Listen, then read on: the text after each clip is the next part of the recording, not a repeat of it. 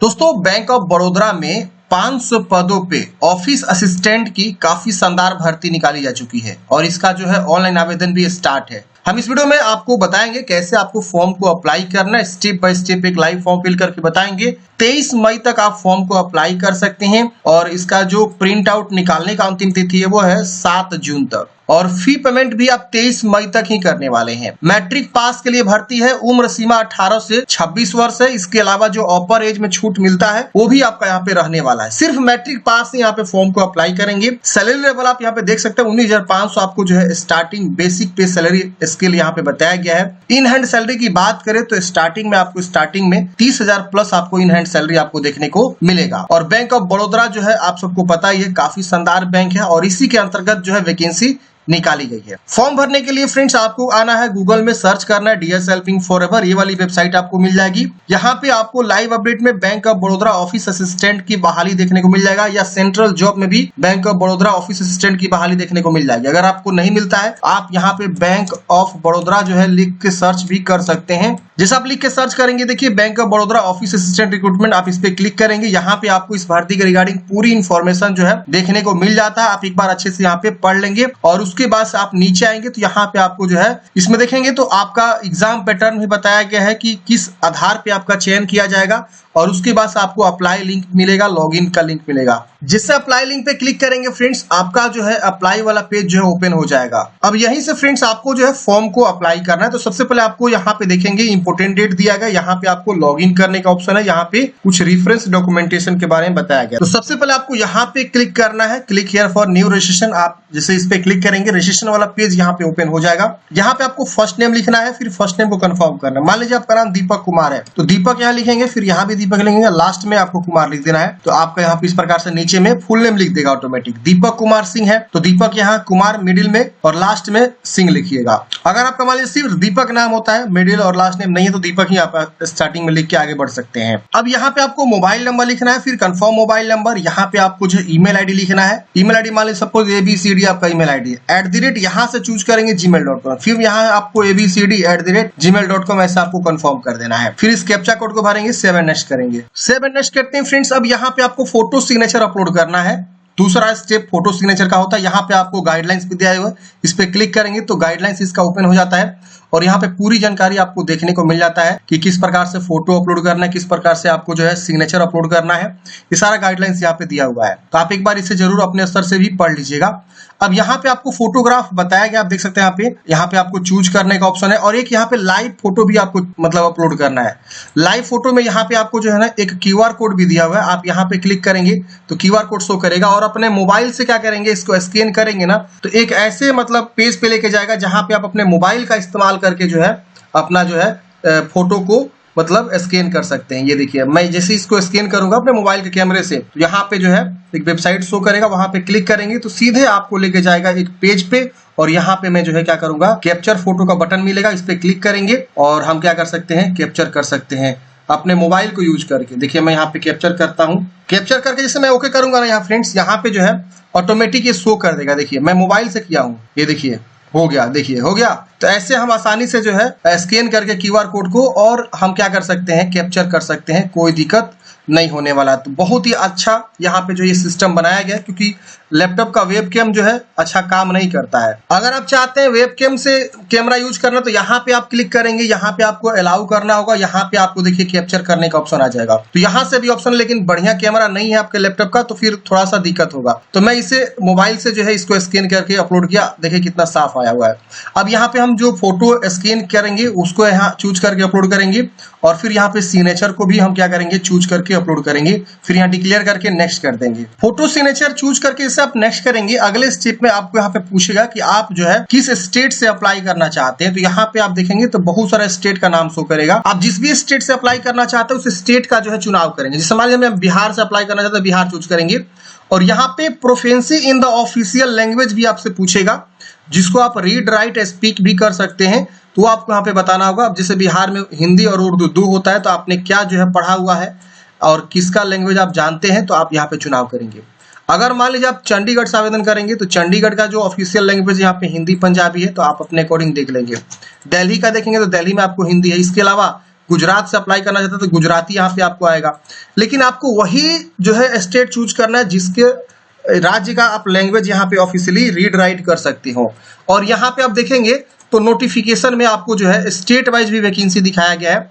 जैसे देखेंगे तो असम में आपके 4 वैकेंसी, आंध्र प्रदेश में 22 वैकेंसी, बिहार में 23 है, चंडीगढ़ में 1 वैकेंसी है, छत्तीसगढ़ में 12 है, इस तरह से दिल्ली में 10 वैकेंसी, गोवा में 3 है, गुजरात में 80 वैकेंसी, हरियाणा में 11 वैकेंसी है, झारखंड में 10 है, कर्नाटका में 31 है, केरल में 19 है। इस तरह से आपको वैकेंसी बताया गया है कि किस राज्य में कितनी बहाली है और इस तरह से 500 पदों में बहाली है। राजस्थान में देखेंगे तो 46 है।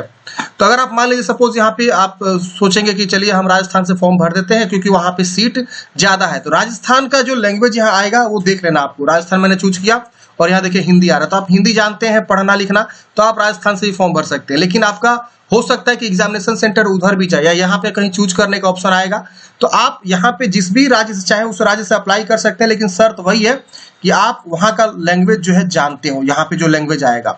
अब यहाँ पे आपको कैटेगरी चूज करना है जिस भी कैटेगरी से आप बिलोंग करते हैं, देख रहे ना। और यहाँ पे ये कैटेगरी जैसे आप चूज करेंगे तो यहाँ पे कुछ कह रहा है कि ये आपको जो है फॉर्म जब आपका डेबी होगा उस समय आपको जो है ये सब डॉक्यूमेंटेशन देना होगा। जैसे ओबीसी है तो एनसीएल देना होगा, SC/ST है तो आपको SC/ST सर्टिफिकेट देना होगा। तो ये आपको जो इस प्रकार से चुनाव कर लेना है। अब यहाँ पे आप विकलांग है तो यस करेंगे वरना नो करेंगे। ये सब विकलांगता के बारे में ऑप्शंस आपको देखने को मिल जाते हैं। सीधा आपको यहाँ पे आना है। ये पूछ रहा है कि आप जो है स्क्राइब चाहिए, आपको राइटिंग लिखने में डिफिकल्टी होती है, जो विकलांग होते हैं स्पेशल टाइप के, तो उनको यहाँ पे यस करना है या तो नो करना है। तो ये विकलांगता वाले ऑप्शंस का ही एक पार्ट है। यहाँ पे आपको रिलीजन पूछा गया है, हिंदू मुस्लिम क्या है। यहाँ पे आपको माइनॉरिटी से आते हैं तो यस करेंगे नहीं तो नो करेंगे। माइनॉरिटी मतलब होता है अल्पसंख्यक। एक्स सर्विस मैंने तो यस करेंगे वरना नो करेंगे। डिसेबल एक्स सर्विस मैंने तो यस नो में आपको बताना है। यहाँ पे आपको और नीचे आना है तो ये सब आप देखेंगे तो किल्ड इन एक्शन DXS है तो यस नो में बताएंगे। इसकी वजह से आपको जो है एज में छूट चाहिए, जैसे कि विडो, डिवोर्स, वुमेन, ये सब जो भी कैंडिडेट्स हैं मतलब इनको एज में छूट मिलता है तो आप यस नो में बताएंगे। आप नेशनलिटी बताएंगे। इसकी वजह से आप एग्जामिनेशन सेंटर कहाँ रखना चाहते हैं। तो देखिए मैंने यहाँ पे जो है चुनाव किया था दिल्ली, ऊपर में सबसे ऊपर आप देखेंगे तो मैंने यहाँ पे दिल्ली चूज किया। लेकिन यहाँ पे आपको एग्जामिनेशन सेंटर जो है बनाए गए हैं, इसमें से ही कहीं आप एक जगह चुनाव कर सकते हैं। तो आपको यहाँ पे सर्च करना, मान पटना चाहिए आपको तो P दबाएंगे तो पटना वाला सेक्शन खुल जाएगा। देखिए पटना। आपको लखनऊ चाहिए तो L दबाएंगे, लखनऊ वाला ऑप्शन यहाँ पे देखने को मिलेगा। हर जगह आपको एग्जाम सेंटर देखने को मिलेगा, लेकिन मोस्टली आपको जो है मेन जो सिटी होते हैं वही देखने को मिलेगा। इसके से kindly indicate medium of paper, किस भाषा में एग्जाम देना चाहते हैं, हिंदी इंग्लिश, यहाँ पे एक ही आएगा, चुनाव कर लेंगे। यहाँ डेट ऑफ बर्थ चुनाव करेंगे। यहाँ पे आपको जेंडर बताना है। यहाँ जुड़वा भाई बने तो यस करेंगे वरना नो करेंगे। यहाँ पे मैरिड है कि अनमैरिड है बताएंगे, अपना फादर्स नेम या मदर्स नेम, स्पाउस नेम, जीवन साथी का नाम लिखना। अगर आप मैरिड है, लेडीज है तो अपना जो है हस्बैंड का नाम यहाँ पे लिख सकते हैं।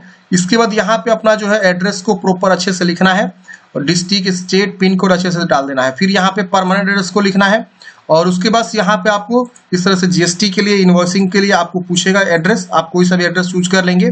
फिर वैलिडेट करेंगे। अगर यहाँ कुछ भी शो करता है कि एरर तो उससे जाके भरेंगे, नहीं तो यहाँ पे आपको सेव एंड नेक्स्ट कर देना है। सेव एंड नेक्स्ट करते हैं फ्रेंड्स। अगले स्टेप में अब आपको यहाँ पे एजुकेशनल क्वालिफिकेशन जो है बतानी है। 1 मई 2025 तक जो है आप मैट्रिक पास होने चाहिए और यहाँ पे आपको बताना है मैट्रिक के बारे में। तो सबसे ऊपर में ही आपको मैट्रिक की जानकारी बताना है। यहाँ पे आपका सब्जेक्ट वगैरह कुछ नहीं आएगा, यूनिवर्सिटी वगैरह कुछ नहीं आएगा, सीधे आपको पासिंग डेट यहाँ पे चूज कर लेना है।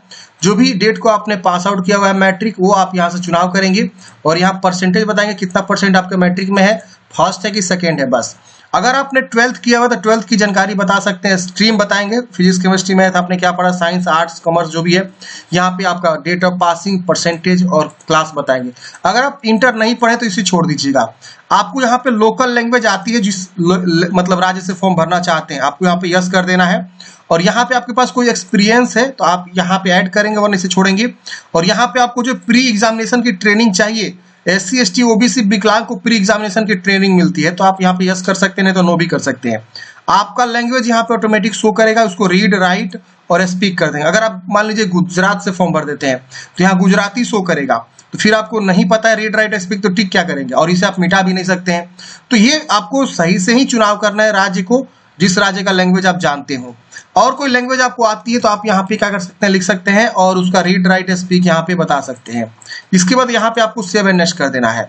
अब अगले स्टेप में आपका जो है ना सीधे प्रीव्यू वाला पेज खुल के आएगा कुछ इस प्रकार से, और यहाँ पे आप एक बार अच्छे से वेरीफाई कर लीजिए कि हाँ जो भी अपने जानकारी यहाँ पे दे रहे हैं वो सब चीज सही है कि नहीं है, इसमें कुछ भी गलती है तो उसको आप सुधार कर सकते हैं। यहाँ देखिए बैक जाने का ऑप्शन है, अगर गलती है तो बैक जाकर सुधारेंगे, नहीं गलती है तो इसको एग्री करेंगे और यहाँ कंप्लीट रेशन पे क्लिक करेंगे, आपको यस करना है, ओके करना है। अब यहाँ पे आपका जो है ये वाला स्टेप भी कंप्लीट हो जाता है। अब अगले स्टेप में यहाँ पे आपको जो है ना 10th का जो है सर्टिफिकेट आपको पीडीएफ में अपलोड करनी है। यहाँ पे एजुकेशनल सर्टिफिकेट आपको जो है यहाँ पे अपलोड करने हैं, जिसमें बोला गया रिलेवेंट मार्कशीट सर्टिफिकेट, तो आपको 10वीं क्लास का ही यहाँ पे भी आपको अपलोड करनी है।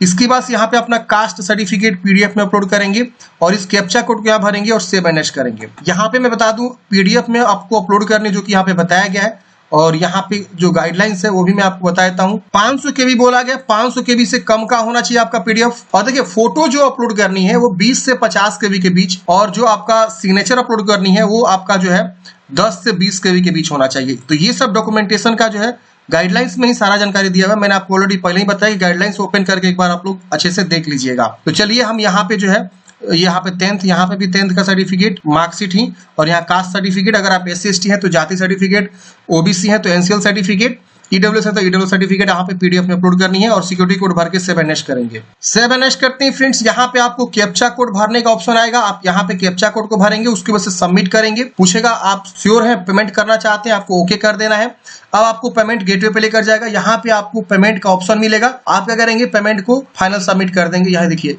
QR कोड है, UPI है, वॉलेट है, इंटरनेट बैंकिंग है, डेबिट क्रेडिट कार्ड का भी ऑप्शन है। कोई भी ऑप्शन जो आपको सुटेबल लगे उसका चुनाव करेंगे, मैं पेमेंट पे क्लिक करेंगे, आपका जो इस प्रकार से देखिए प्रोसेस हो जाएगा। मैं प्रोसेस कर देता हूं, यहाँ पे QR कोड अब शो करेगा, हम इसको स्कैन करके आसानी से पेमेंट जमा कर सकते हैं।